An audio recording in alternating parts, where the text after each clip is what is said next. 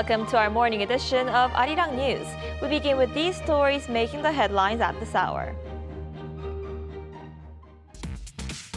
U.S. President Donald Trump has sent a letter to South Korea, notifying that 25% tariffs will be imposed starting August 1st, delaying the deadline once again.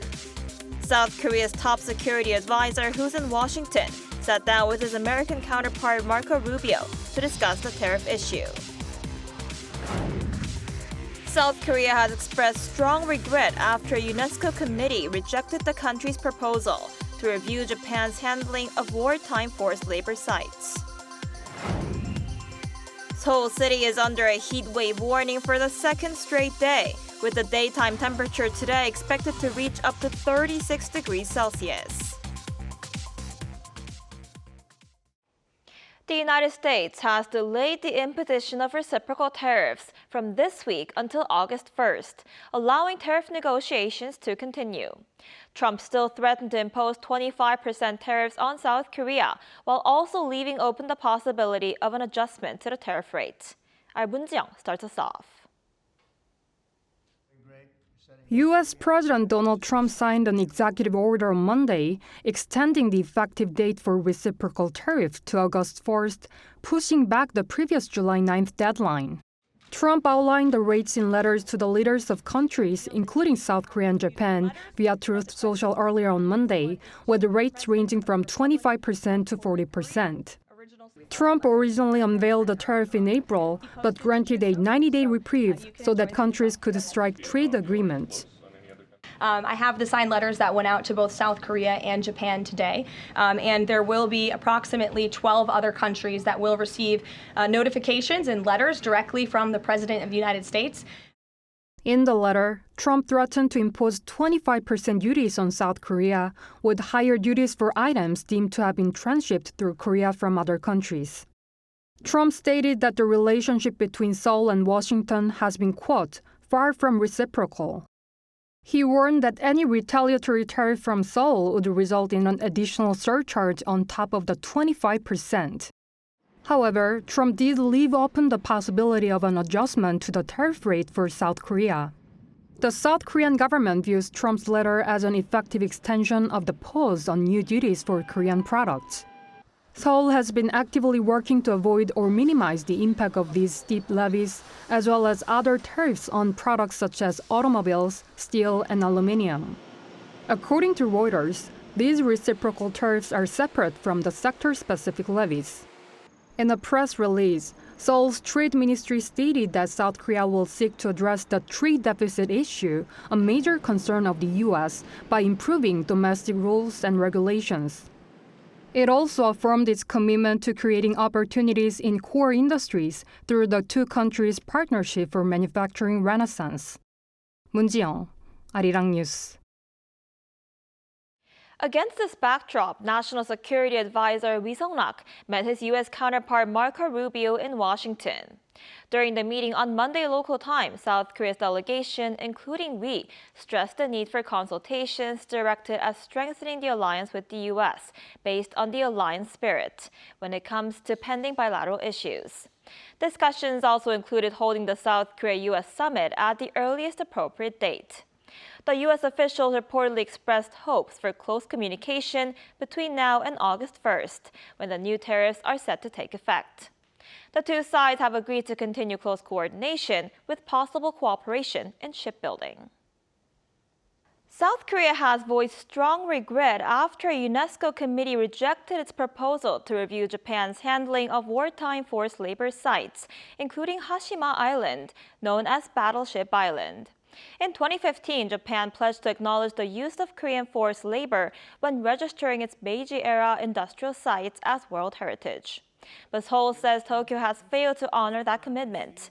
At the 47th UNESCO session in Paris, South Korea pushed for a formal agenda to assess Japan's follow-through. But Japan submitted a revised motion deleting the item, which passed with 7 votes in favor and 3 against.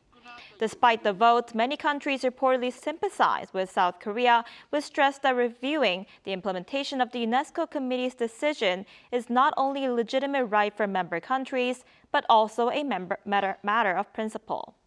Seoul will continue pressing Tokyo to keep its UNESCO commitments and promises while aiming to pursue future-oriented cooperation based on mutual trust. Daytime temperature in Seoul will reach up to 36 degrees Celsius today, and the capital city is under a heat wave warning for the second straight day. Data shows the number of people suffering from heat-related illnesses has jumped more than 80% from a year earlier, with 7 people dying alone this year. Our Lee Seung-jae has his report. After South Korea's weather agency issued the season's first heat wave warning for all parts of Seoul on Monday, the capital's under a heat wave warning for the second straight day on Tuesday.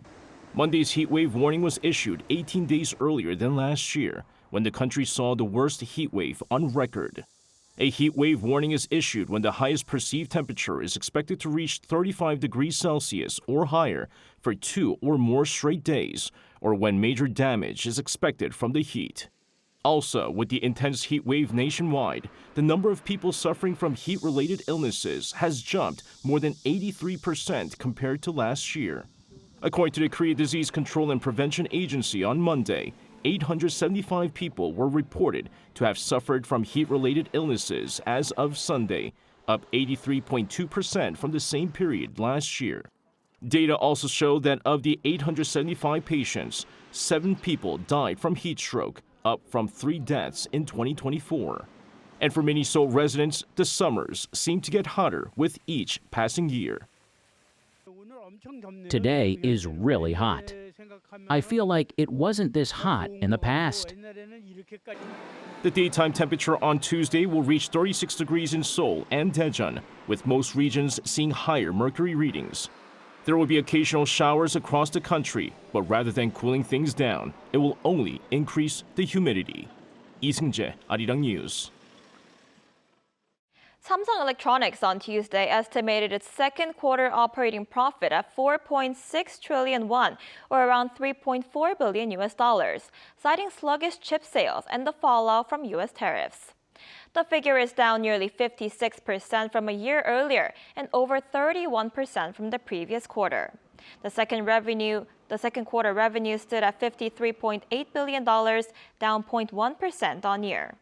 The tech giant attributed the decline to one-off costs in its memory business, including inventory valuation losses. In the non-memory sector, sales were limited by export controls on advanced AI chips to China, leading to additional inventory provisions. The final earnings report will be released later this month.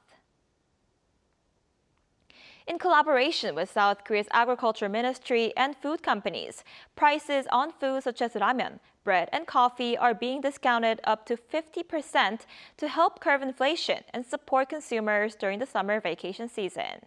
Our Park Jun-an has the details. The government and food industry announced that they will provide up to a 50% discount on staple food items to alleviate the burden of rising prices during the summer vacation season. The announcement was reported 5 days after the release of June's inflation data, which indicated a year-on-year increase of 4.6% for processed foods, the highest in 19 months since November 2023. In June, 62 out of 73 processed food items saw price hikes.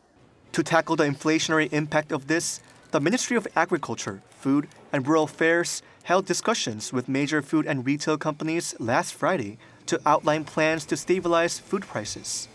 The discounted items will include products with high consumer price sensitivity, such as ramen and bread, and products with slightly reduced raw material costs, such as ice cream and juice, which are often consumed during the summer. Participating companies include Dongsim, Otugi, SBC Group, and CJ Cheiljedang. The Agriculture Ministry noted that rising costs of key ingredients, labor, and energy have increased the financial burden on food companies. To ease high cost pressure, the ministry has already applied tariff quotas to 21 imported raw materials and extended value-added tax exemptions for cocoa and coffee imports through 2025, as since 2023, the two have seen price increases of over 190% and 68% respectively.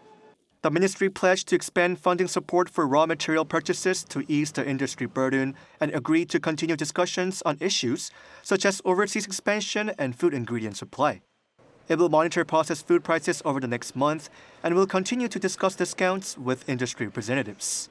Park Junan, Arirang News. The South Korean national football team kicked off the East Asian Football Federation E1 Championship on Monday with a 3-0 victory over China. With the match taking place at Yongin-Miru Stadium, the hosts started off the tournament on a high note, with 3 different players, Lee Dong-kyung, Chu Min-gyu, and Kim Ju-sung, scoring a goal apiece. This year marks the 10th edition of the tournament, with the Taeguk Warriors having won 5 titles. South Korea will play Hong Kong next at 8 p.m. on Friday, followed by Japan at 7:24 p.m. next Tuesday. Amid the growing popularity of Korean culture, the country's traditional clothing, Hanbok, is gaining more global attention. A Hanbok culture creative space in Jeollanam-do province now aims to promote Hanbok to Southeast Asian countries like Thailand. Cha Eun-kyung reports. The Hanbok Culture Creative Space in Boseong, Jeollanam-do province, is the 5th Hanbok space to be created in Korea. The center displays various traditional costumes and provides experience programs and education to promote Hanbok. The hanbok is outstanding with its beautiful lines and colors. It is so attractive that Europeans, Americans, and even Southeast Asians acknowledge its beauty. Last October, with Hanbok made in Jeollanam-do province, a fashion show was held in the state of New Jersey, which designated the first Korean Hanbok Day in the U.S. The creative space has signed a business agreement with a Thai cultural organization planning to hold Hanbok events such as exhibitions and fashion shows. Thai people love the beauty of Korea's traditional attire. They always want to try on a hanbok. We hope to promote hanbok culture in Thailand through this move. As the hanbok is becoming a core content of K-culture, it is also under consideration by UNESCO for designation as a cultural heritage.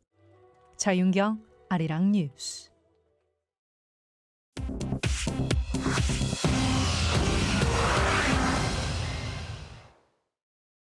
Good morning, I'm Choi Ji-hee, and this is The World Now.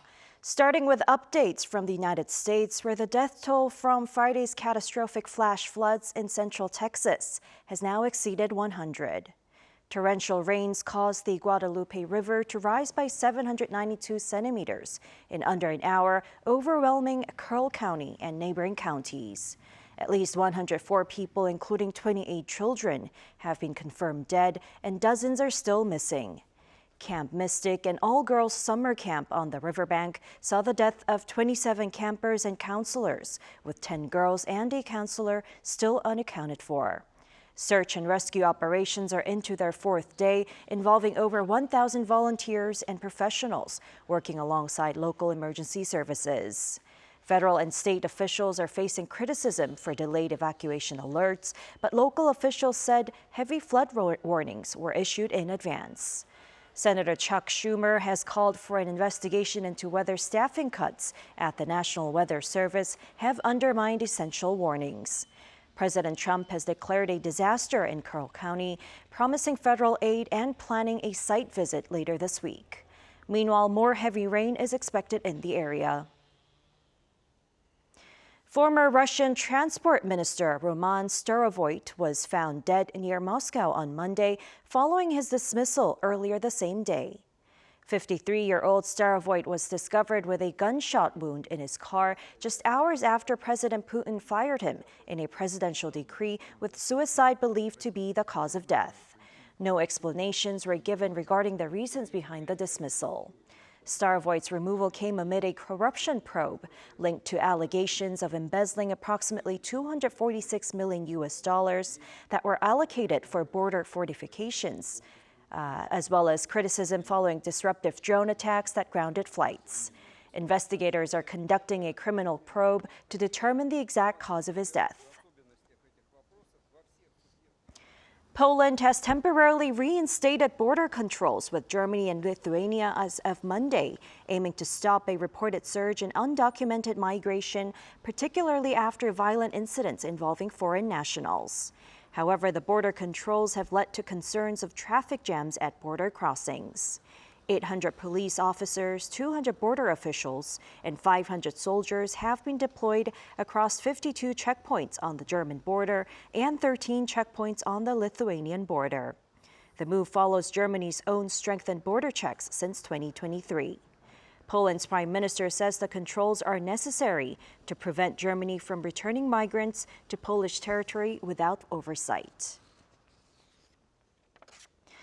Finally, Paris reopened 3 designated swimming sites along the Seine River for the first time in over a century on Saturday, following a major cleanup tied to the 2024 Olympics. The 3 locations are near the Eiffel Tower, Notre Dame, and the National Library. Officials confirmed that the water is being tested daily to make sure it is safe. The river had been closed off since 1923 as it was too polluted to swim in safely. However, Paris invested $1.5 billion into cleaning up the river to ensure it was Olympic ready in 2024. 1,000 visitors will be allowed in each swimming site each day until the end of August.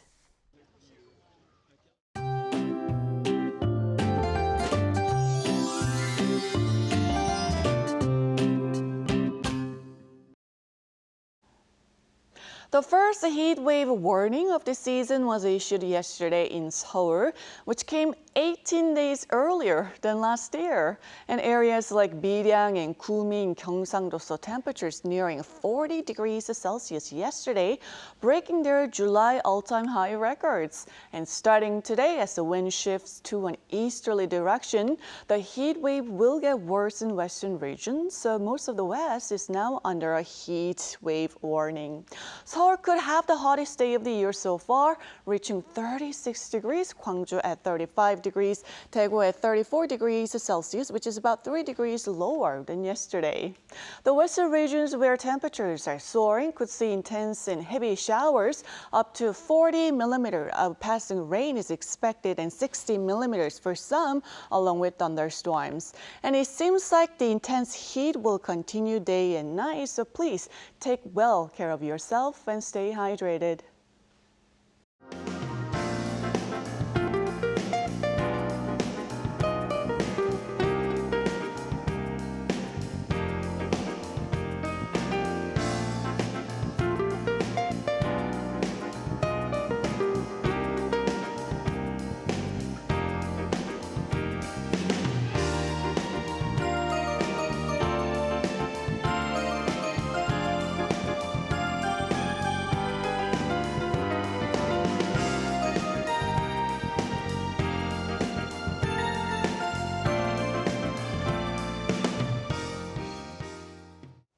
That's all we have for this morning. Arirang News will be back at 5 p.m. Korea time. Thanks for watching.